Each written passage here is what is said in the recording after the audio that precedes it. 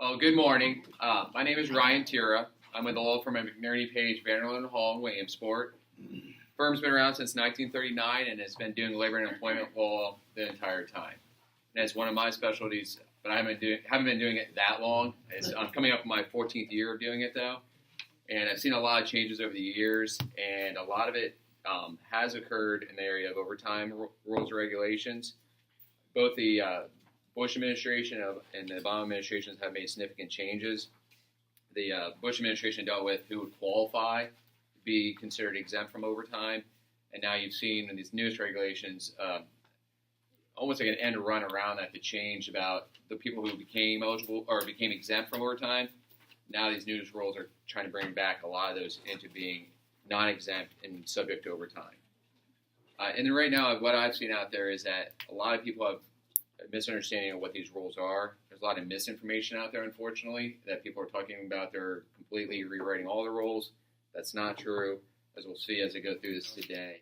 But basically, if you're a covered employer, you must pay your non-exempt employees 1.5 times their regular rate of pay for any hours they work over 40 in a work week. Today's subject isn't about covered employers, but that's one thing you need to check, make sure you are a covered employer before you just start following the rules. Because if you're not sure, that you could end up putting restrictions on yourself that don't even apply. So that's something for another day or an aside conversation I can have with you, whether or not you're a covered employer. And once you are a covered employer, though, your employees are considered non-exempt unless they meet the specific criteria put out by the U.S. Department of Labor. I say specific. Unfortunately, it's very ambiguous when you get into it, but they have general criteria that you must qualify for, or you can't be considered exempt from overtime. But those general categories or criteria basically fall into 2 categories. One being job duties, and the other being the salary requirements. You must meet both these categories in order to be an exempt employee. And the first category of job duties, that deals with what the individual employee does and how much control and discretion they have in doing their job is a very common theme through all the classification of job duties for exempt employees.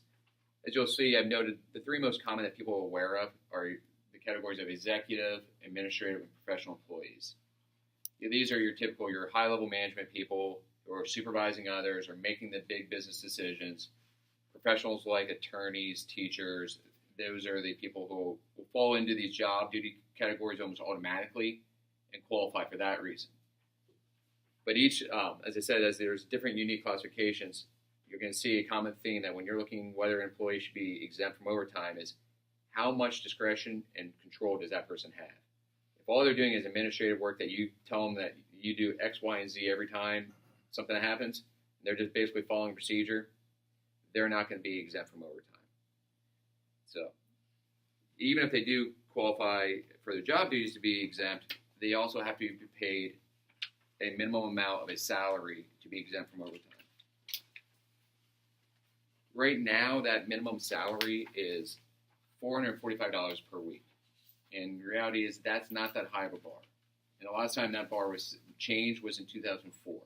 So for the last 12 years, we've been dealing with the same dollar amount per week. That under the Bush administration, they very much like that dollar amount being there. And they referenced earlier, they made changes to make the test to get those job duties an easier test for employers to qualify people to be exempt. So they made that a little bit easier. The bar stayed at 445, so we moved towards what I call a pro-employer, pro-business stance towards exempt employees. Well, the new rules now are came out this year from a 2015 executive order from the president and directing the Department of Labor to change these salary requirements. So effective December 1st of this year, all covered employers are now going to have to pay their exempt employees a minimum amount of $913 per week. So we're doubling the amount you have to pay your exempt employees. Obviously, a lot of people are being paid well above their minimum already and will already be over the $913 a week, and it won't be an issue. I want to make sure that I do note, though, this does not change the duties test at all. So that first part I talked about, having to be a executive, administrative, or professional employee with independent judgment and discretion, that doesn't change. It's simply how much you have to pay those people in order for them to still be exempt. And I mentioned that we're jumping up to $913 per week. And originally they thought it was going to be $970 per week. I know it would be even worse. But the $913, I think, is going to impact a lot of the employers and a good portion of their mid-level supervisors, and where they might meet those duties tests, but can the business really afford to pay them that much more to continue on in that role? So it's going to cause some issues there.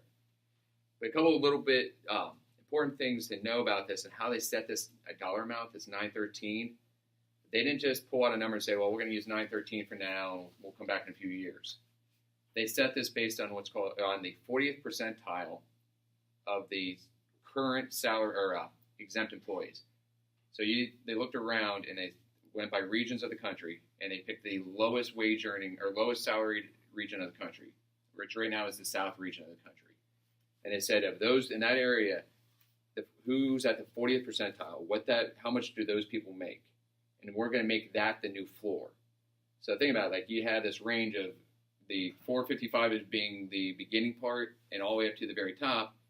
We're going to move the floor from that 455 all the way up to 913. And that represents going from at 1% to the 40th percent. So now you have a new starting point. And the reason I'm emphasizing this is that the way it's set up is it's going to automatically increase again in 3 years from now. And it's still going to be hooked to the 40th percentile. Problem is now this 39.9% here is gone. So your beginning point is here. Now you're stacking this. They've already projected based on, and I'm not even sure that they're being too conservative in their estimate, that this amount's going to jump to $51,168 a year as the minimum annual salary for an exempt employee in 2020, and that would equal $984 per week. So we're looking at another $70-some jump per week in 3 years, or a little over 3 years from now, because they're saying January 1, 2020, that will be the new amount. I'm skeptical because I actually think it's going to be worse if they don't change things, because I think when you cut off that 39%, that was kind of dragging everybody down. I think the government's kind of playing that things will be right here. I think it's going to be that as a result of this, you won't have many people at the minimum. You'll have salary people well above it, and you won't have a whole lot of minimum people. And because of that, it's going to be skewed higher. So every time they adjust this, we're going to see big jumps. But I also believe that regardless of who's elected in a month from now, they're going to figure out this is a bigger problem. And after this goes in at the end of this year and they start to realize that, oh boy, we can't have this happen in 2020, I'm hopeful that they will have the sense to make a change, and even if it's quietly, to do away or put a freeze on it so it doesn't jump again in 2020. That's the hope, because knowing that the impact, I think they're underestimating it. The other portion they did is there are people considered highly compensated employees. If you are under that category and paid that much, the job duty qualification isn't applicable to you. So you can just pay someone a lot of money and get around having to be worrying about the job duty test. But to do so, that amount's jumping up to $134,004 per year starting on December 1st. That is hooked to the 90th percentile. So we heard the other number is hooked to the 40th percentile. This one's going to be the 90th. So, and that will also readjust in 3 years. So we really don't know if that's where that's going to end up, if that's going to be skyrocketing even higher.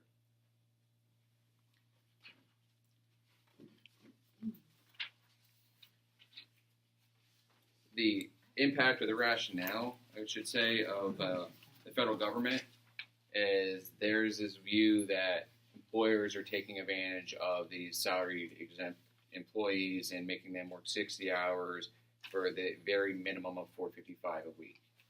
I don't know if that's the truth, and I haven't seen the documents to support that from the federal government, but that's their claim, and then what they're saying, this will impact 4.2 million workers, as it's going to be this great thing for 4.2 million workers, and it will increase their aggregate compensation each year by $1.2 billion. They don't talk about how that's going to come out of whose pocket, because $1.2 billion has to come from somewhere. If it's going into someone else's pocket, it's coming out of someone else, coming out of the employers. And they also assume, I think, a lot in this rationale that everybody will either just take their person that's below the new threshold and push them up. And they have those numbers where they say, well, all these people fall between 455 and 913. So if they all get pulled up, or 80% of them get pulled up to 913, That's part of the compensation they're reviewing. Or employers would treat them as hourly, non-exempt employees and just pay them overtime. I don't know about you, but I don't anticipate that being what all the employers do.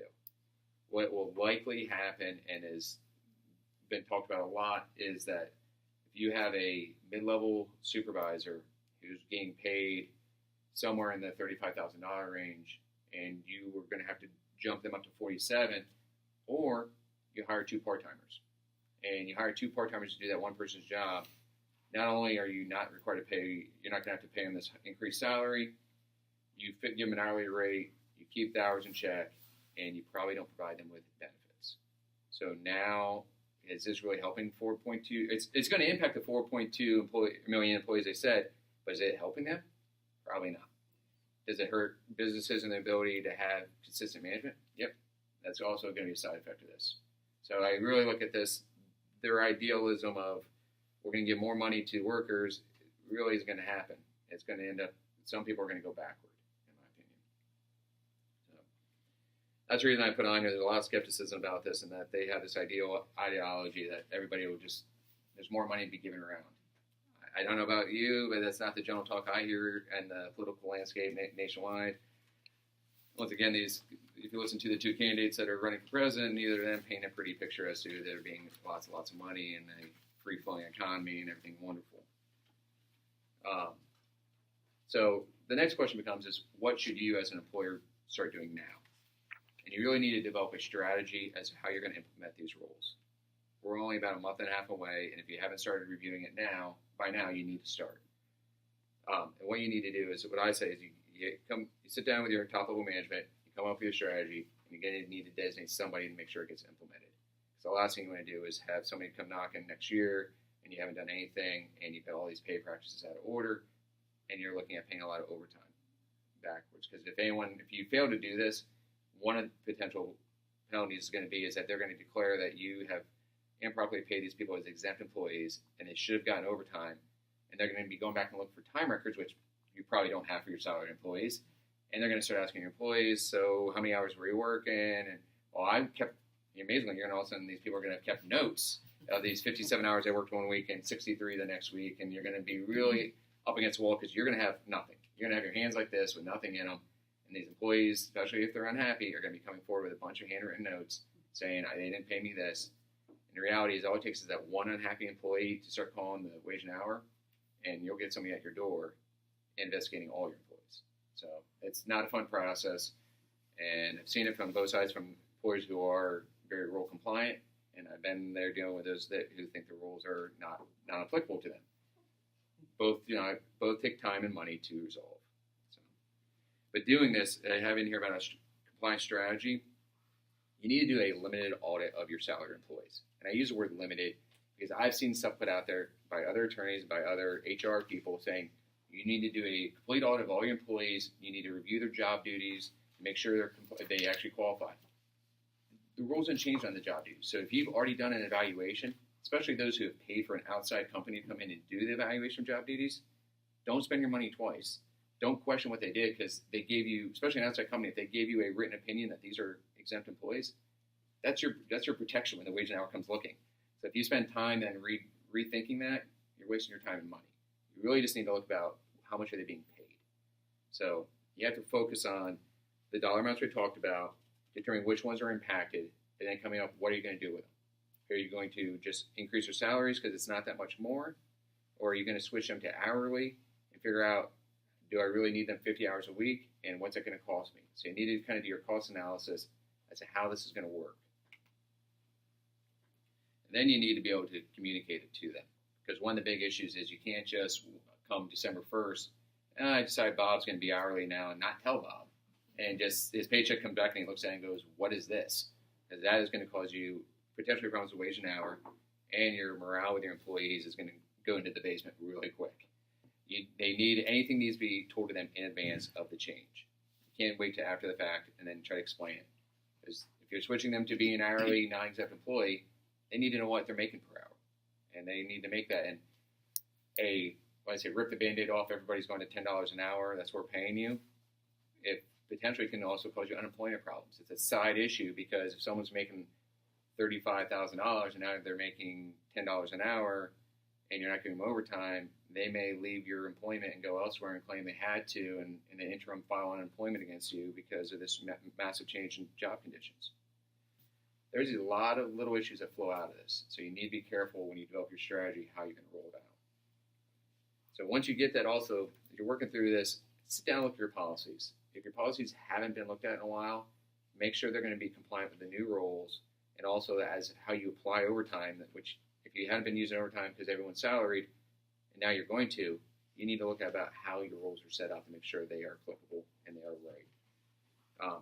Once you get that all kind of worked out, you're going to need to focus on training your management level employees to know how to deal, especially those are your HR people.